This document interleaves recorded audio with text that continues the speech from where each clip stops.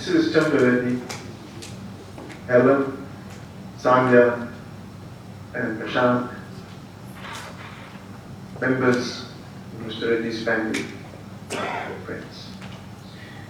It is honestly one of the honors of my life to speak at Mr. Reddy's funeral. I call him Mr. Reddy because that is what I always call him. There are few men for whom I have more respect. He is a man I honor for his intellect, his integrity, his perseverance, and his humanity. I have been given only a short time to speak, and I think that is right. I intend to honor that mandate. Many people, including Mr. Reddy's family, will speak today. They knew him better, they shared his life, and made history with him. And this is their time, it is not mine. But let me say that my first encounters with Mr. Reddy were not propitious. It was 1982. Mr. Reddy was already a seasoned, far-sighted politician. I was a 19-year-old Fiji Times reporter. Mr. Reddy did not enjoy journalist's attention. Most of us know that. I think he thought of us as cheap headline chasers. And perhaps he was not wrong. The late Professor Fritz Lau wrote of Mr. Reddy that he always spoke his truth as he saw it. And how could we, young journalists, rash, deadline-driven, much less cleverer than we thought we were, how could we understand the perspective from which Mr. Reddy spoke? He was deeply intelligent. He understood history. He understood that public service was a burden to be borne, not a path to power and money. We did not understand any of those things. Mr. Reddy may not in those days have thought much of me, but that could not dim the deep respect I maintained for him. He radiated intellectual power. When I reported on Parliament, even when I was not on the roster, I would rush down to the House to hear him speak. He could command the House with his oratory, often delivered while he held a single page of notes. He was rarely interrupted because his opponents knew that any interjections they made would be beaten down with a better reply. 1987, of course, changed my relationship with Mr. Reddy. And I do not have time here to talk about my many, many enjoyable encounters with him. But they were deeply enriching. They were thought-provoking. And often they were funny, because Mr. Reddy had a sharp sense of humor. He often told jokes at his own expense.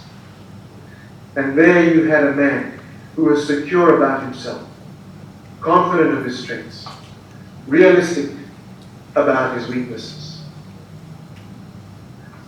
All of us here know of Mr. Reddy's achievements. And in this brief time I do not wish to repeat them. I would rather reflect on them. And I know that Mr. Reddy did not always see his achievements in the way that we do. Indeed, I know that in some ways he thought of his public life in terms of failure. But how could he be objective in that? How could he put his own life in perspective? We think of NFP's other great leader, Mr. A.D. Patel, and I know comparisons serve little purpose. He and Mr. Reddy were men of different times. They faced different challenges. But let me say this one thing, nonetheless. Mr. A.D. Patel's achievements came at a time of optimism about Fiji's future. People were working together. They were hopeful about independence and self-government. Mr. Reddy's great achievements came in darker and more distressed times. We should not forget that many people had deserted him. They were afraid even to be seen with him. Fiji's future was deeply uncertain. And a man of Mr. Reddy's talents could easily have said to all of us, he could easily have said, my time is up, it is for others to do the work. And yet, Mr. Reddy carried on.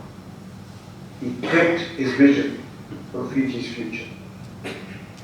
He took a road of dialogue and engagement, not confrontation and revenge, even while many people criticized him for doing that. And this, it seems to me, is the real mark of his greatness. And I sometimes stop and think about this. How easy could this have been for him?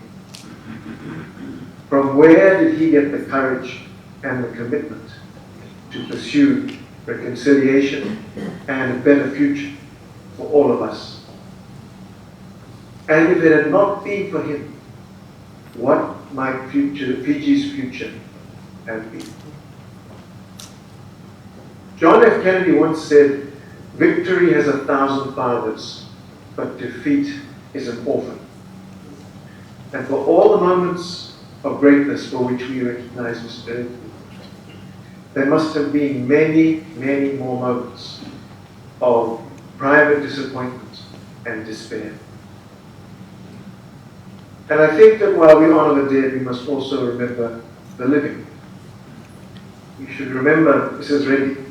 We should remember Mr. Reddy's family, his children, those closest to him, those who went through these times with him, who supported him in what must have been many dark moments. After all, this was not the life they chose for themselves, but these were burdens that they too had to share. And I think it is appropriate that we pay tribute to those around Mr. Reddy and the support that they gave him.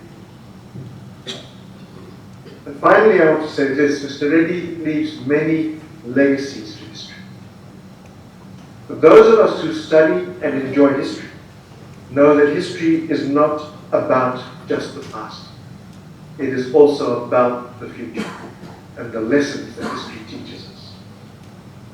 Mr. Reddy's achievements remind us of how good we can be.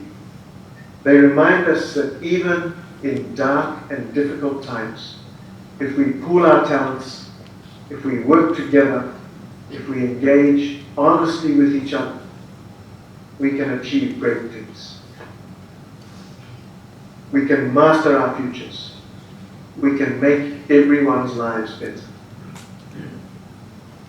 And if we want to honor Mr. Reddy, that is what we all must do. We may not all have Mr. Reddy's gifts of intellect, his gift of understanding, his gift of humanity. But all of us are capable of honesty, of goodwill, of commitment, and hard work. And Mr. Reddy has shown us what can be done. And it is now for us to pursue Mr. Reddy's deep ambitions for our country. Thank you all for listening to me.